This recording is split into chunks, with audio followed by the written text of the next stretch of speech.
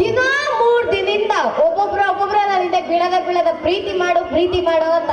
ಅದಕ್ಕೆ ಅವರೆಲ್ಲ ನಿಂದ ಬರ್ತಾರ ಅಂತ ನಾ ಹಿಂಗ ಓಡೋಗ್ತಿದ್ದೆ ನೋಡು. ಆಯ್ತು ಬಿಡ ಶೈಲು, ನನ್ನ ಹತ್ರ ಹೇಳಿದೆಲ್ಲ ಅಷ್ಟು ಸಾಕು. ಇನ್ಮೇಲೆ ಮುಕ್ಕಿದ್ದೆಲ್ಲ ನೋಡ್ಕೊಂತೀನಿ, ನೀನು ಆರಾಮಾಗಿರು.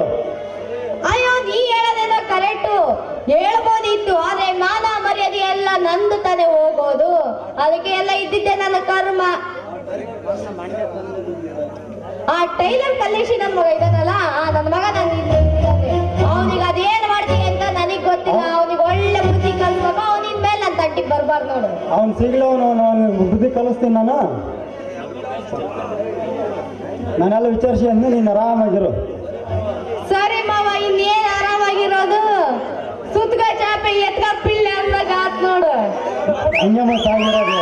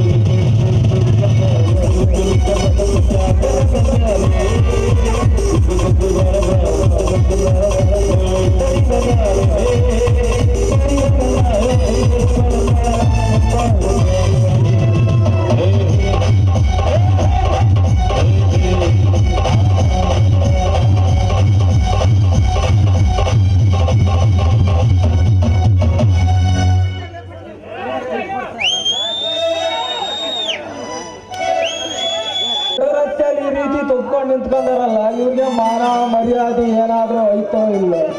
ಕದ್ದು ಮುಚ್ಚಿ ನಾವು ಮಾಡೋ ಈ ಕಾಲದಲ್ಲಿ ಈ ಮಧ್ಯ ರಸ್ತೆ ತಪ್ಕೊಂಡು ನಿಂತ್ಕೊಂಡಾರಲ್ಲ ಯಾರಂತ ನೋಡ. ಲೇ ನಿಮ್ಮವನ ನನ್ನ ಹತ್ರ ಬಟ್ಟೆ ಒಗೆಯಕ್ಕೆ ಹೋಗಿ ಬರ್ತೀನಿ ಅಂತ ಹೇಳಿ ಇವನ್ ಜೊತೆ ಚಕ್ಕಂದ ಆಡ್ತಾಳೆ ನಿನ್ನ ಎಂತವಳು ಅನ್ಬೇಕು ನಿನ್ನ. ನಾನು ಬಟ್ಟೆ ಒಗಿಬೇಕಂತ ಹೊರಟಿದ್ದೆ, ಇವ್ರ ಮನೆ ಬಟ್ಟೆ ಐತೆ ಅಂತ ಹೇಳಿದ್ರ ಅದನ್ನ ತಗೊಂಡಾಗ ಹೋಗ್ಬಿಡದ ಅಂತ ಮಾತಾಡ್ತೀವಿ. ಅಷ್ಟಕ್ಕೆ ನೀನ್ ಯಾ ಸೀಮೆ ಗಂಡ್ಸ ಅದು ಮಾತಾಡ್ತೀಯಲ್ಲ.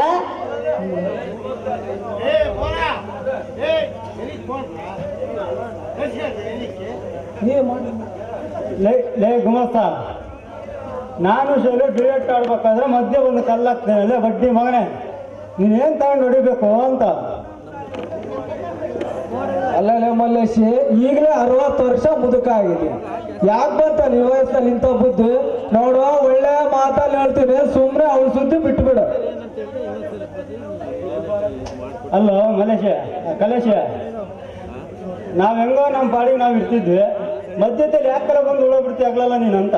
ಲೇ ಪುಗ್ಸೆಟ್ಟೆ ಬಡ್ಡಿ ತಿಂದು ಬದುಕಿರೋ ಅಡ್ಕಸ್ಬಿ ಗುಮಸ್ತ, ನೀನು ನನಗೆ ಹೇಳಕ್ ಬರ್ತೀಯನಲ್ಲಿ.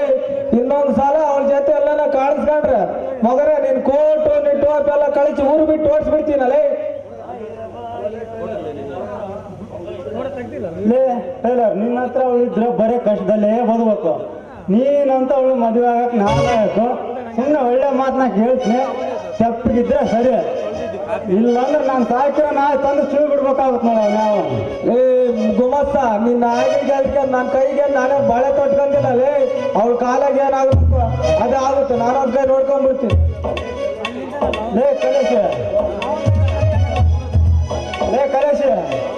ಅವಳ ವಿಷಯಕ್ಕೆ ನಾವಿಬ್ರೇ ಕಟ್ಟಾಡ್ಬೇಕು. ಅವಳು ಇವಾಗ ಡೈರೆಕ್ಟ್ ಆಗಿ ಅವಳಾಗಿ ತೀರ್ಮಾನ ಮಾಡಿದ್ರೆ ಆಯ್ತು.